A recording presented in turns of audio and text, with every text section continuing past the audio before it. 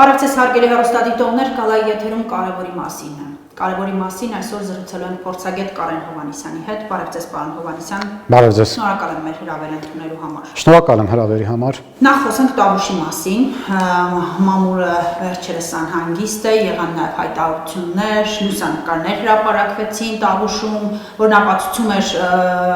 ռուսաստանցի զինվորականների ներկայության մասին։ Սա թեև պաշտոնապես փորձեցին հերքել, բայց այնուամենայնիվ ինչ որ անհանգստություններ կան, ես ծանոթացա նաև, եթե չեմ սխալվում, Լուսավոր Հայաստան խմբակցության падգամավորներն էին, նշում են, որ այո, այնուամենայնիվ այնտեղ եղել են ռուս զինծառայողներ ու ըստ էության անհերքելի փաստ է։ Ինչ տեղեկություններ ունեք Տավուշի մասին, ինչ է կատարվում։ Փորձեմ չտեղայնացնել, ես ավելի ընդգրկում փորձեմ պատասխանել հարցին, տեղի ունենում ուժերի վերաբաշխում։ Այսինքն Ռուսաստանի Դաշնությունը Հայաստանի Հանրապետությունում կատարում է զինված ուժերի վերաբաշխում։ Եվ դրա մասին նաև մի քանի օր առաջ հայտարարվեց պաշտոնապես, որ Ռուսաստանը մտադիր է Հայաստանի Հանրապետության արևելքում ռազմաբազա կամ ռազմակայան տեղակայել, այնպես որ ռուսական ուժերի ներկայությունը չպետք է, այսպես ասած, անհանգստություն պատճառի մեզ, այսինքն անհանգստություն այն առումով, ոչ թե այն առումով, որ ռուսական զորքեր են, այլ այն առումով, որ վտանգ կա դրա համար ներկայացնում են։ Ընդհանրապես պետք է ասեմ, որ վտանգը որպես այդպեսին չի չեզոքացվել, վտանգը կա, այսինքն նոր պատերազմի կամ նոր մարտահրավերներով պատերազմի վտանգը չի չեզոքացվել եւ այն կա դեռևս գոյություն ունի։ Այնպես չէ, որ ակտիվ փուլը ավարտվել է պատերազմի եւ մենք պետք է համարենք պատերազմը ավարտված։ Ինչ վերաբերվում է թե ինչու Ռուսաստանը այս քայլին գնաց, ապա պետք է ասեմ, որ իրականում տեղի է ունենում շատ լուրջ վերադասավորում։ Նույն վերադասավորումը տեղի ունենում նաև, պետք է ասեմ, Ադրբեջանի տարածքում Թուրքիայի միջոցով, այսինքն թուրքական զորքն է այնտեղ վերադասավորվում եւ այստեղ արդեն ռուսական զորքն է վերադասավորվում։ Ընդ որում պետք է ասեմ, որ արդեն ակնհայտ է, որ հնարավոր է չի բացառվում, որ մենք մոտ ապագայում տեսնենք, որ Ադրբեջանը չի ունենա սեփական զինված ուժեր, այլ կունենա, այսպես ասած, համատեղ թուրք-ադրբեջանական համատեղ զինված զորքեր եւ չի բացառվում, որ այս ֆոնի վրա եւս մենք մեր զինված ուժերում որոշակի կառուցվածքային փոփոխություններ մտցնենք, որպեսզի հավասարակշռենք այդ իրավիճակը։ Այնպես որ գործողությունները սկսվել են ցավոք սրտի տխրահրճակ այդ փաստաթղթի ստորագրումից հետո եւ մենք պետք է պատրաստ լինենք ամեն ինչին, այսինքն ոչ թե պատրաստ լինենք ընդունելու այն ինչը մեզ թելադրում են, այլ պետք է պատրաստ լինենք գործողություններին եւ այդ գործողությունների միջոցով պարտադրելուն։ Թե որքանով ենք պատրաստ դրան դեռ կանդրադառնանք, պարոն Հովհաննիսյան, հասկանանք ինչ գործողություններ են, բնույթը որն է։ Նշեցիք նոյեմբերի 9-ից 10-ից հետո մեզ հարևան երկրները հասկացան, որ լավ հող կա, հիմք կա, այսպես ընդլայնվելու, ինչ գործողությունների մասին եք ակնարկում, ռուս-թուրքական բախման, թե այսպես թուրք-ադրբեջանական տանդեմը կփորձի ավելի ամրապնդվել այդ մեծ թուրանի իրանց գաղափարը վերջապես կյանքի կոչելու ինչ-որ բաներ, ազդակներ են տեսել, հիմքեր են տեսել։ Գիտեք, ավելի քան 100 տարի առաջ Թուրքիան եւ Ռուսաստանը պայմանավորվել էին, որ Թուրքիան, այսպես ասած, չի մտնելու Հարավային Կովկաս եւ այդ կարմիր գիծը լինելու է Նախիջևանը, այսինքն Նախիջևանից այս կողմ չի անցնելու։ Բայց բանից պարզվում է, որ այդքան էլ այդպես չէ եւ 100 տարի հետո Թուրքիայի ախորժակը եւ ընդհանրապես թուրքալեզու պետությունների ախորժակը բացվել է եւ նրանք ցանկություն ունեն ստեղծելու մեծ թուրանը։ Պետք է ասեմ, որ 1-2 տարի առաջ, երբ որ ես խոսում եի սրա մասին, մարդիկ մտածում են, թե սրանք հեքիաթներ են եւ սրանք երբևէ իրականություն չի դառնա։ Ցավոք սրտի այսօր արդեն մենք փաստի առաջ ենք կանգնած եւ պետք է ասեմ, որ ոչ միայն մենք, այլ ընդհանրապես Ռուսաստանն է փաստի առաջ կանգնած, որովհետեւ այն պետությունները, որոնց մասին որ խոսում եւ ակնարկում է Թուրքիան, այդ պետությունները մաս են կազմում Ռուսաստանի համար շատ կարեւոր ռազմական միավորման ալյանսի, դա ՀԱՊԿ-ն է, այսինքն թուրքալեզու այնպիսի պետություններ են ընդգրկված ՀԱՊԿ-ում, որոնք վաղ թե ուշ գնալու են դեպի Թուրքիա եւ Թուրքիայի հետ ստեղծելու են ռազմական միավոր մեկ այլ ալյանս, կարող եմ ասել ընդդեմ Ռուսաստանի։ Եվ այս պարագայում իսկապես Թուրքիայի նկրտումները տարածաշրջանում ավելի ցայտուն են այսօր եւ ավելի ուժեղ, այսպես ասած, հիմքերի վրա է փորձում դնել։ Եվ դրա վառ ապացույցը ոչ միայն Արցախյան այս վերջի պատերազմներ, ակտիվ փուլը պատերազմի, այլ նաեւ այն դրանից հետո հա կամ դրան հաջորդող այն գործողությունները, որոնք որ տեղի են ունենում։ Այսինքն Արցախի գրավյալ տարածքներում, օկուպացված տարածքներում այդ գործողությունները թուրքական եւ ադրբեջանական բանակների հայտարարությունը Ադրբեջանի կողմից Զանգեզուրի Սյունիքի մարզի հետ կապված եւ ընդհանրապես այդ հայտարարությունները, որոնք որ շատ ավելի ծավալապաշտական են եւ ընդհանրապես կարծես թե փորձում են թելադրողի դերում լինել, դրա բառապացույցը նաեւ այն էր, որ Բաքվից հայտարարվեց պաշտոնապես, որ Հայաստանը բանակ ինչ է անում ընդհանրապես։ Ինչու համարժեք չէ պատասխանը հայկական կողմից, ինչու է հայկական կողմը լուր բոլոր մակարդակներում, թե արտաքին գործերի, թե խորհրդարանական, թե համենայն դեպս ոչ այնպիսին, ինչպիսին անհրաժեշտ էր կամ պետք էր, ոչ երկրի ղեկավարի մակարդակում։ Ես փորձեմ տեսանելի կողմից ասել, որովհետև ոչ տեսանելի կողմը մեզ համար ցավոք սրտի անհայտ է, որովհետև անդադ նոր իրողությունների դեմ ենք բախվում եւ ասում են, որ հա, եւ նոր իրողությունների ենք բախվում եւ ասում են, գիտեք, մենք բանավոր պայմանավորվածություն ենք։ Դրա համար ես կխոսեմ տեսանելի կողմի մասին։ Կարծում եմ, որ առաջին հերթին այդ հաղթանակի էйֆորիան է Ալիևի մոտ, առաջինը, որը որ նաեւ հոգեբանական շատ մեծ, այսպես ասած, իրենց համար զենք է ընդդեմ մեզ եւ փորձում են այդ հոգեբանական զենքը այս պահին օգտագործել Սյունիքի համար, Սյունիքի դեմ, որովհետեւ իրենք առայժմ փորձելու են Սյունիքը հայաթափել, այնուհետև նոր անցնել որոշակի ռազմական գործողությունների միջոցով Սյունիքը, այսպես ասած, վերցնել իրենց վերահսկողության տակ։ Դա իրենց պլանն է։ Իրենց պլանն է դա։ Թե ինչու մենք չենք պատասխանում դրան, իսկապես սա հարց է, որը տանջում է բոլորիս։ Եթե մենք չենք պատասխանում այն բանի համար, որ այնտեղ են գտնվում գերիները եւ այլն, դա այդքան էլ իրատեսական չէ եւ խելքին մոտ չէ, որովհետեւ այլևս գերիներ բոլոր գիտեն, որ գերիներ կան, գերիների փաստը ակներև է եւ այլևս այն թաքցնելու չէ եւ դրանից ելնելով կուլ տալ տարատեսակ, այսպես ասած, ծաղրանքով հայտարարությունները, ծավալապաշտական հայտարարությունները, հայատյաց հայտարարությունները, դա ներեցեք ինձ այդքան էլ իշխանությանը վայել չէ, ցանկացած պարտված իշխանության անգամ դա վայել չէ։ Ձեր ենթադրությունը այդ դեպքում ինչն է զսպում, զսպաշապի քակցնում։ Ես կարծում եմ, որ այդ բանավոր, այսպես ասած, պայմանավորվածությունների արդյունքում շատ ավելի բան է խոստացվել, քան կա, եւ ես կարծում եմ, որ այժմ փորձ է կատարվում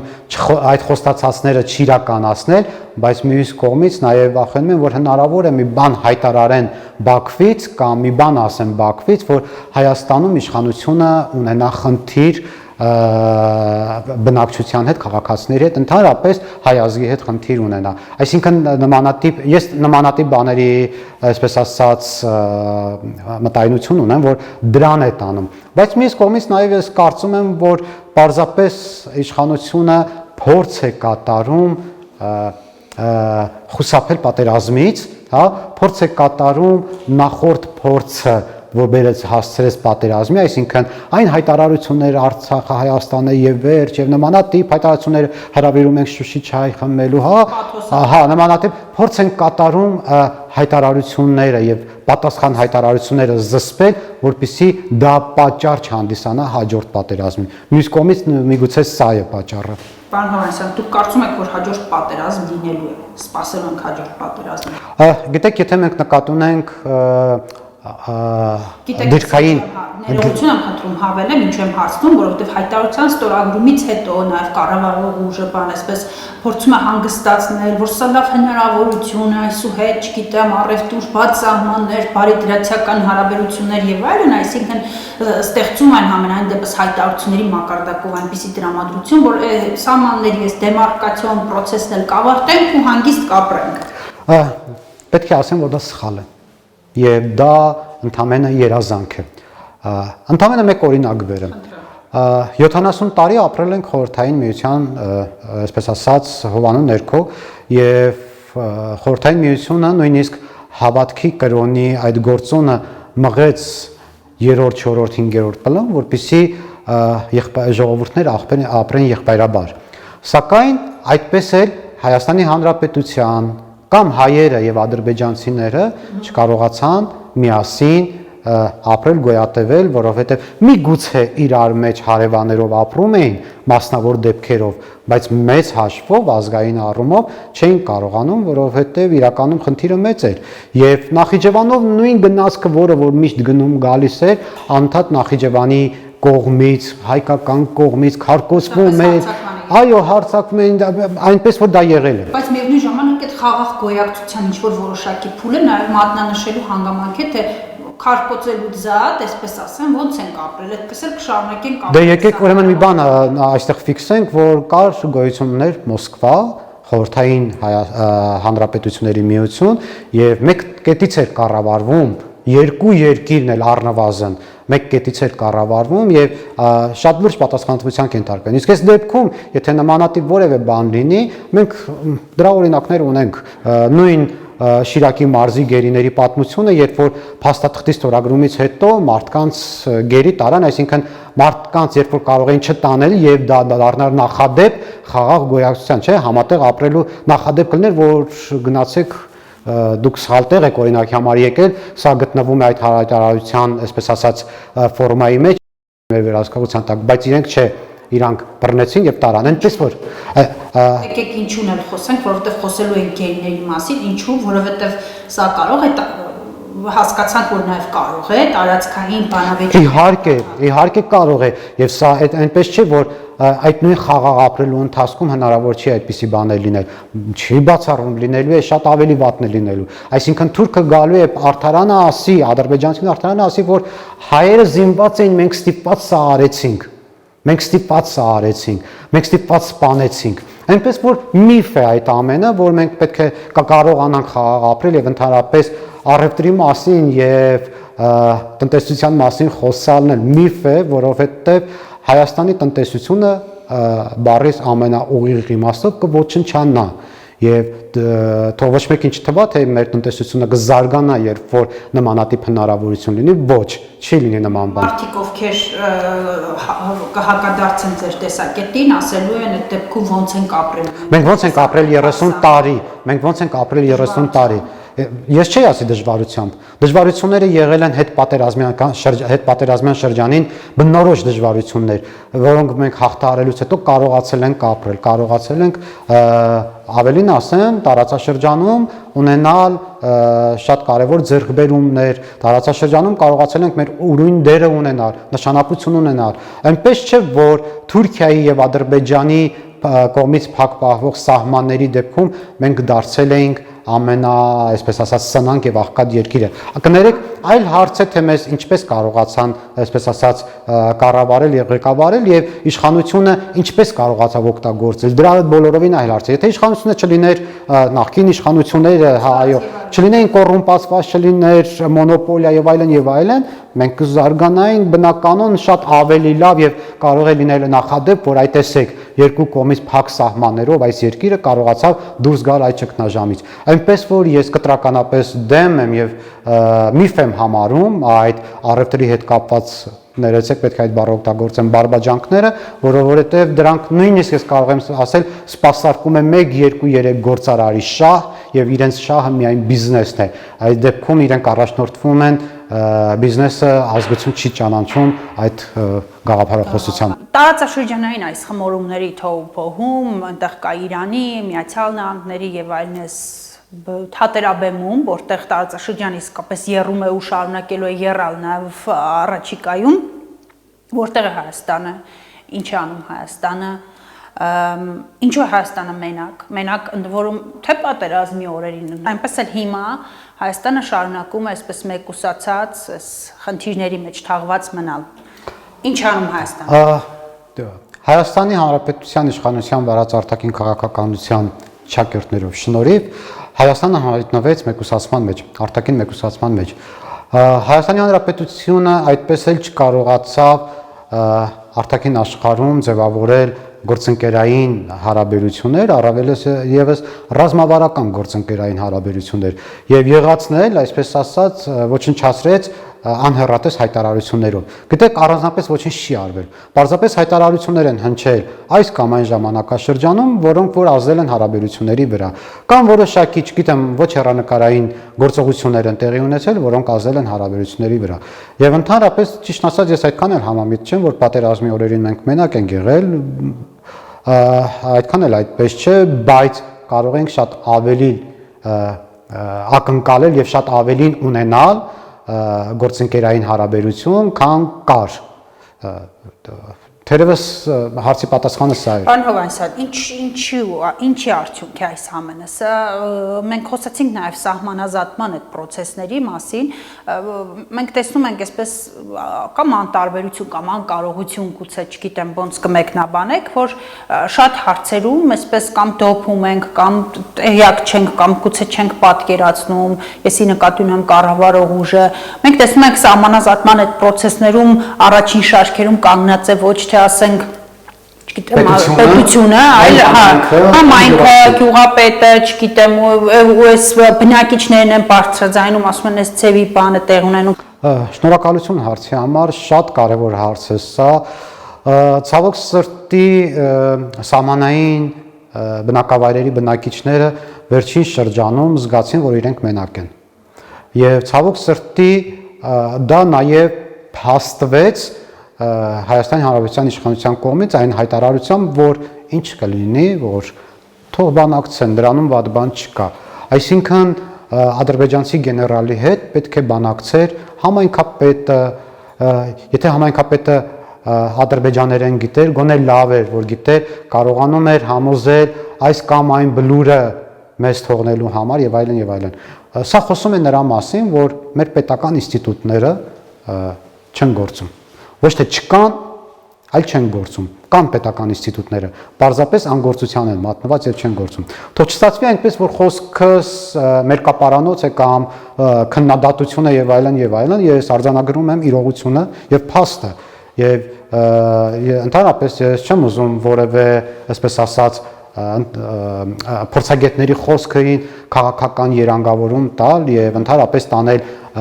անդիմադիր դաշտ կամ իշխանական դաշտ, այլ մենք փորձում ենք լինել առավելագույնս չեզոք եւ ցույց տալ բաց տեղերը։ Այս դեպքում իշխանությունը ոչ միայն չի գործել, այլ հանցավոր անգործություն է ցուցաբերել, որովհետև իշխանությունը չի ունեցել ներկայացուցիչ նույնիսկ սահմանազատման ժամանակ։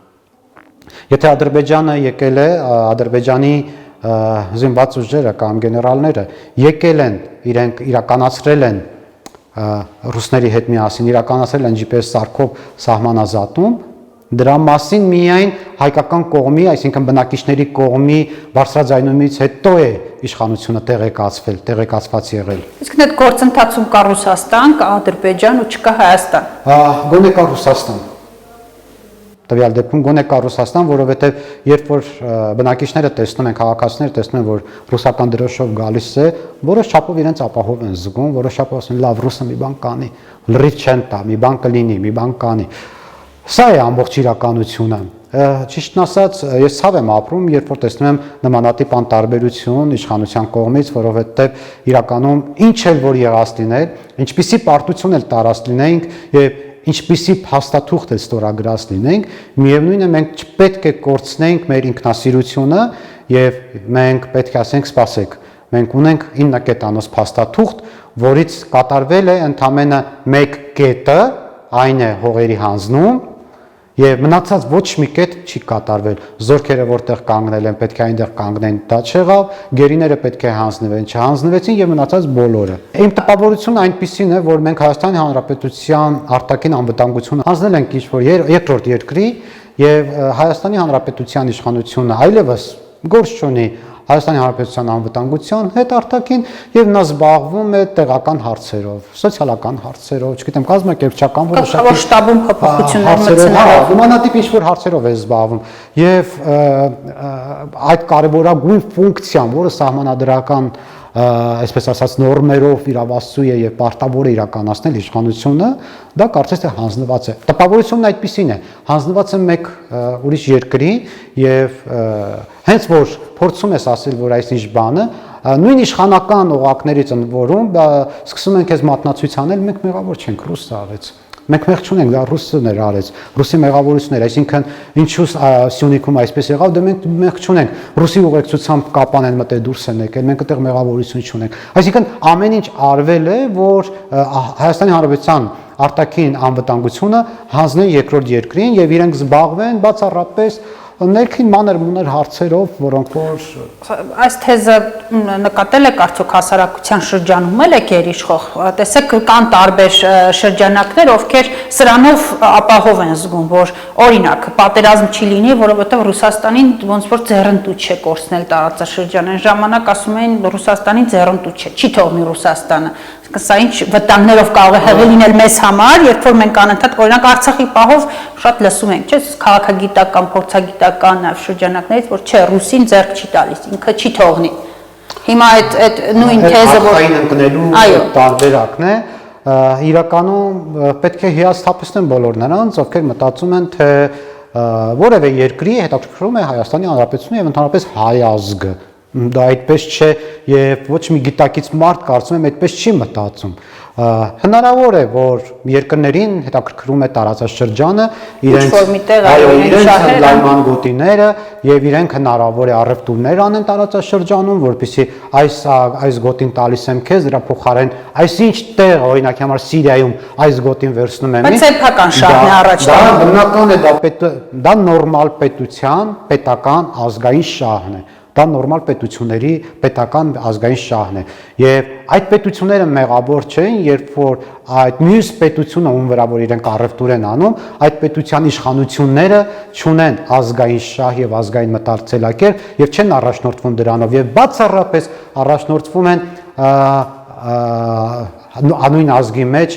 միմյանց նկատմամբ հակակրանք թշնամանք սերմանելով, սակայն արտաքուստ այսպես ասած խաղաղություն քարոզելով թշնամի ազգի հետ այնպես որ այստեղ մեղավորությունը նորից ցավոք սրտի վեկտորը նորից ուղղվում է դեպի իշխանությունը եւ ընդհանրապես այո ամեն ինչում մեղավոր է իշխանությունը այո ամեն ինչում թե լավը թե վատը իշխանության ձեռքի գործն է այնպես որ այսօր մեղադրել դավաճանության մեջ մեղադրել երկրորդ երրորդ պետություններին դա պարզապես մեղքից փախնել եմ ես համարում։ Ինչ անելիք ունենք, պարոն Հովհաննիսյան, որոնք են առաջնահերթությունները, արձանագրվեց, որ իշխանությունը այսպես пассив վիճակում է, հասարակությանը ոնց արթնացնել, որ հստակեցնի այդ առաջնահերթությունները ու այսպես փորձենք առաջ շարժվել։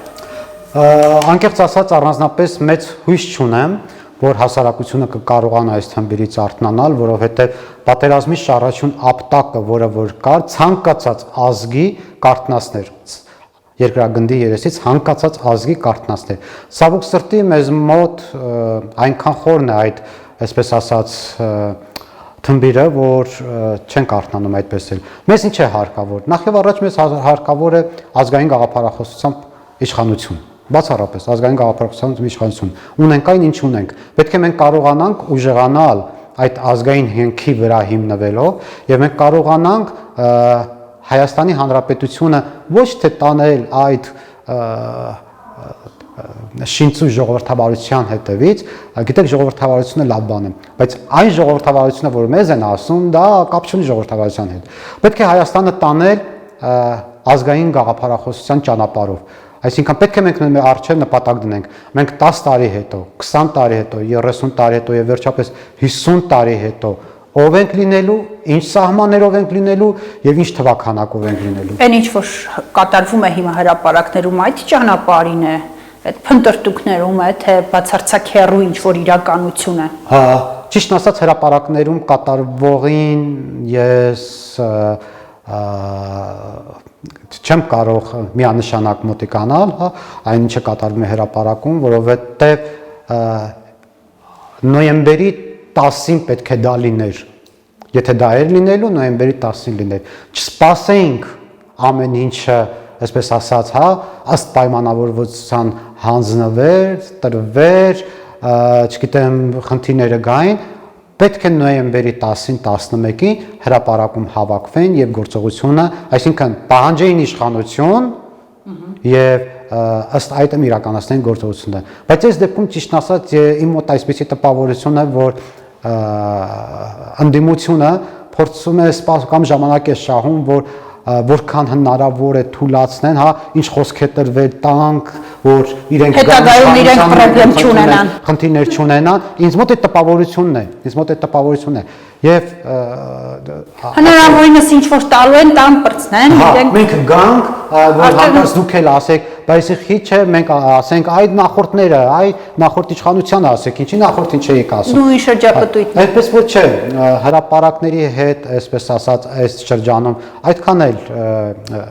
մեծ հույսեր ես ինքս չեմ կապում, բայց մեծ հույս եմ կապում, որ վերջիվերջո գլխավոր շտաբի պետի եւ իշխանության միջև եղած հակասությունը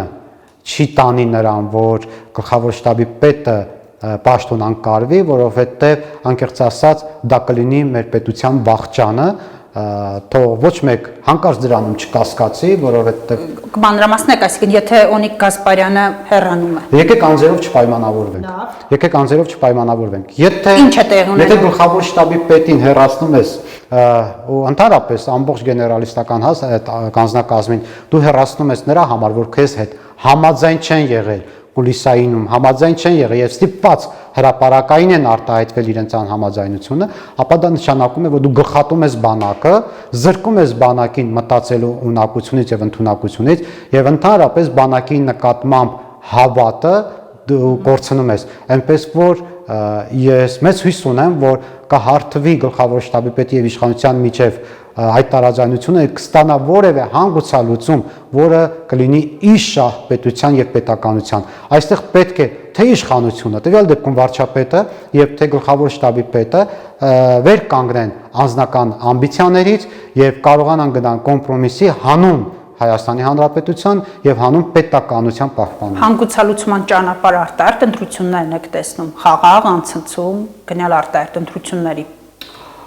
Այո, միանշանակ պետք է լինի, դա կոչվում է սահմանադրական ճանապարհով իշխանափոխություն, բայց ես այդ ընտրությունները չեմ տեսնում ներկա իշխանության մասնակցությամբ, ոչ թե մասնակցությամբ, անցկացմամբ։ Ներկա իշխանությունը, որ այդ ընտրությունները անցկացնի։ Ինչու չեմ տեսնում, որովհետև վերջին անգամ ես դրանում համոզվեցի այն ռեսուրսի օգտագործումը հրապարակում, որոնք իրենք օգտագործեցին եւ որոնք իրենք իրականություն դարձին, այսինքն այդ վարչական ռեսուրսին բերեցին հրապարակ, ստիպեցին բերեցին, որքան էլ հիմա ասեն այդպիսի բան չի եղել, մենք Հայաստանի Հանրապետությունը փոքր է, մենք բոլորս էլ շատ լավ գիտենք ինչ է տեղի ունեցել, այնպես որ ճիշտ հանգուցալուծումը եւ ճիշտ ճանապարհը այն է, որ պետք է գնանք արտահերթ ընտրությունների, բայց ոչ այս իշխանությունների կազմակերպած ընտրությունների։ Իշխանությունը դրան պատրաստ չէ, չի հեռանում։ Ամենամեծ խնդիրը դա է։ Ամենամեծ խնդիրը դա է։ Եվ ամենամեծ հարցը, ինչու չի գնում, ինչու չի հեռանում։ Երբ որ եթե իշխանությունը ինչ որ ռեպրեսիաներից է վախենում, ապա պետք է ասեմ, եթե ընտրությունների են մասնակցում, այդ ռեպրեսիաները չեն գործում, որովհետև ընտրություններին մասնակցող ուժերը բոլորը ունեն անձեռնմխելիություն եւ իրենք կարող են ընտրություններին մասնակցել։ Այնպես որ այդ եթե կա այդ մտավախությունը, բայց այդ իրականում այդ մտավախությունը չէ, այլ մտավախությունն այն է, որ առաջին հերթին չեն լինի մեծամասնություն հաջորդ խորհրդանում, երկրորդ հերթին մտածում են, որ նույնիսկ հնարավոր է խորհրդարան չանցնեն։ Շնորհակալություն հետաքրքիր զրույցի համար։ Այսքանը հարգելի հեռուստադիտողներ, Կալայի եթերում կարևորի մասին ներտաղավարում այսօր մեր հյուրն էր փորձագետ Կարեն Հովհաննիսյանը։ Շնորհակալ եմ նաև ձեզ ուշադրության համար, կհանդիպենք։